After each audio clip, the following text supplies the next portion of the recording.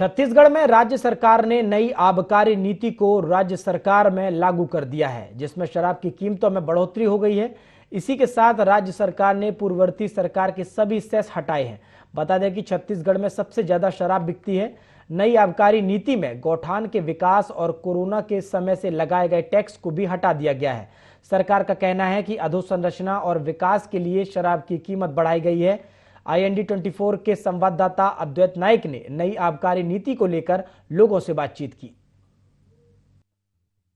आबकारी नीति के लागू होने से शराब की कीमतों में बढ़ोतरी देखने मिली है। क्वार्टर में 10 और बोतल में 40 रुपए की बढ़ोतरी जो है वो देखने मिली है।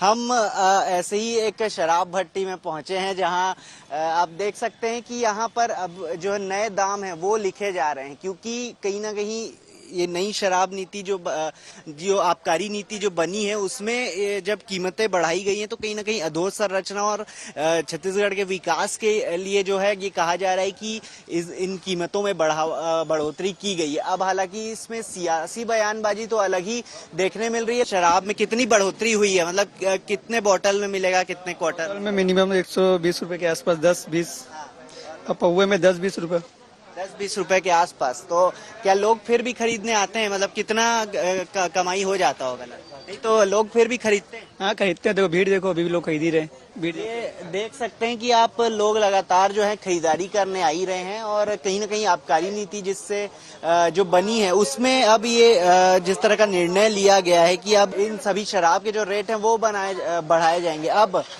जिस तरह से ये लगातार बढ़ोतरी देखने मिल रही है, तो हम कुछ लोगों से ही बातचीत करते हैं। भाई, ये जो दाम बढ़ा है इतना शराब का, तो क्या कितना प्रभाव पड़ेगा आप लोग पर? पड़ेगा ना भी, हम मजदूर आदमी हैं, ले दे के कमाते हैं, ले दे के करते हैं। इस शराब में रेट बढ़ा है। हम तो डेली पीने वाले आदमी हैं, हमको तो पीना ही पड़ेगा।